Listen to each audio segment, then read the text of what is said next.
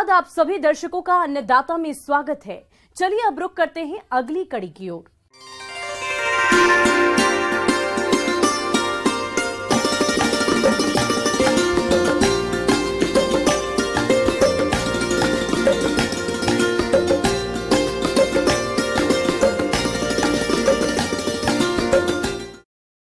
Gladiolus एक बहुत ही महत्वपूर्ण और लोकप्रिय पुष्पीय पौधा है जो मुख्य रूप से घरेलू और अंतर्राष्ट्रीय बाजारों में कट फ्लावर के रूप में बिकता है। अगर आपने भी ग्लैडियोलस की फसल लगा रखी है तो फसल से अच्छी क्वालिटी के अधिक फूल लेने के लिए किन किन बातों पर विशेष ध्यान दें, इस बारे में जानते हैं उद्यान महाविद्यालय खूंटपानी चाईबासा की बागवानी विशेषज्ञ डॉक्टर मोनिका पटेल से।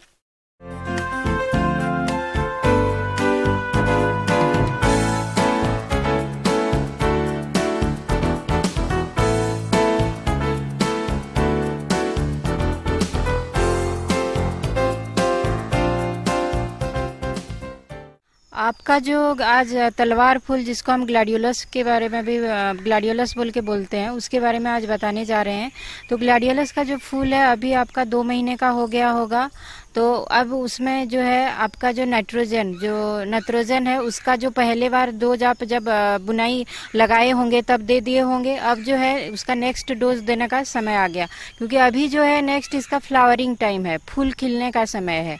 तो इसके लिए जो ग्लैडियोलस का जो दूसरा बार जो इसका नाइट्रोजन का डोज डाल रहे हैं वो है 60 kg प्रति एकड़ का। ग्लैडियोलस में पानी की आवश्यकता जलवायु पर निर्भर करती है।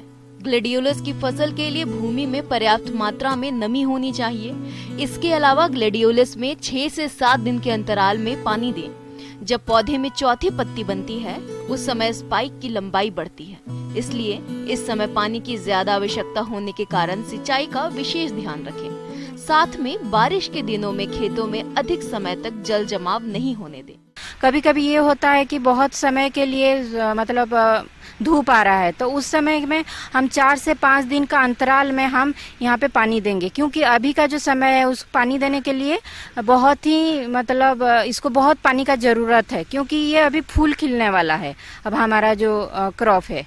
उसके बाद ग्लैडियोलस में जो है या जो तलवार फूल बोलते हैं बहुत जगह पे, तो वहाँ पे जो है मिट्टी को चढ़ाना बहुत ही जरूरी है, क्योंकि ये ग्लैडियोलस का जो पौधा है वो बहुत नाजुक होता है और इसका निचला जो पर्सन है ये बहुत ही मतलब टूटने वाला हिस्सा होता है। तो इसके ऊपर इसीलिए ना उसका मिट्टी चढ़ाना इस समय में बहुत जरूरी है। और दूसरा है खरपतवार जो है, अभी इसके पौधे के साथ अब कॉम्पिटिशन में लग गए होंगे, क्योंकि अभी बारिश का मौसम है और एकदम से खरपतवार हर जगह मतलब फैला हुआ है। तो इसको मैनुअल मेथड से जो लेवरल लगा के करने से ही बेहतर है, क्योंकि यहाँ पे हम कोई मतलब यांत्रिक उपाय नहीं कर सकते हैं। ग्लैडियोलस से गुणवत्ता युक्त और ज्यादा उत्पादन प्राप्त करने के लिए जरूरी है कि फसल में समय पर खरपतवार प्रबंध करें। इसके लिए फसल अवधि के दौरान लगभग 4 से 5 बार निराई गुड़ाई करनी पड़ती है तथा निराई गुड़ाई करते समय पौधों के आसपास 10 सेंटीमीटर ऊपर तक मिट्टी चढ़ा दें, जिससे पौधे गिरे नहीं और सीधे खड़े रहें। और अभी जो है इसका जो ग्लैडियोलस का कहीं कहीं पे एक कॉर्म से जो आप लगाए होंगे वहां से 2 पौधा निकल रहा होगा, तो एक पौधा को कृपया आप तोड़ दीजिए। और उसके बाद इसका जो है फूल आने का समय हो गया, तो फूल आने के बाद जो है इसको आप तुरंत से क्या कीजिए, स्टेकिंग कीजिए। स्टेकिंग मतलब बाम्बू का या कोई लकड़ी का जो है उसमें उसको बांध दीजिए। और अभी जो है जो फ्यूजारियम विल्ट जिसको अंग्रेजी में बोलते हैं और जिसको तना गलन बोलते हैं, वो भी बहुत मतलब प्रकोप इसमें आता है। तो तना गलन के लिए जो है कार्बेंडाजिम का जो सोल्यूशन है उसको ड्रेंचिंग करना है, सॉइल ड्रेंचिंग मतलब जो है मिट्टी में ही उसको देना है, या फिर स्प्रे कर सकते हैं 0.2% मतलब 1 लीटर में 2 ml। और उसके बाद हम अगर फील्ड में जब ये पहले इसका सिम्टम्स दिखाई दे रहा है, उसका जो तना गलन स्टार्ट हो गया है नीचे के तरफ से, ये मुख्यतः जब पानी ज्यादा आता है उस समय ये दिखाई देता है। इस फसल में माहू और थ्रिप्स ग्लैडियोलस की फसल के प्रमुख कीट हैं। ये कीट मुख्य रूप से पौधे और पत्तियां तथा स्पाइक को हानि पहुंचाते हैं। यह कीट फसल को खेत तथा कंदों को भंडारण के समय भी हानि पहुंचाते हैं। इस कीट को नियंत्रण करने के लिए डाइमिथोएट का 2 मिलीलीटर प्रति लीटर के हिसाब से पानी में घोलकर 10 दिन के अंतराल पर छिड़काव करना चाहिए। इस फसल में पिल्लू का प्रकोप भी होता है। जो कि पत्तियों के अलावा स्पाइक को काटकर खा जाता है। इसकी रोकथाम के लिए क्लोरोपाइरिफॉस 2 मिलीलीटर दवा प्रति लीटर पानी में घोलकर छिड़काव करें।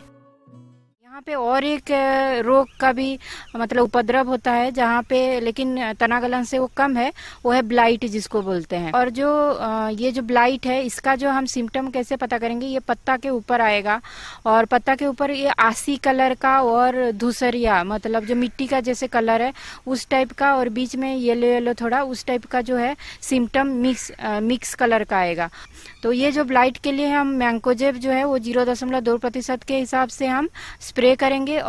इस प्रकार का अगर आप मैनेजमेंट करते हैं जैसे बताया गया, इस टाइप का अगर आप करेंगे तो आपका जो फूल, कॉर्म और जो कॉर्मेल है इसका जो परिमाण में वृद्धि होगी और आपका आर्थिक उन्नति भी होगी। आगे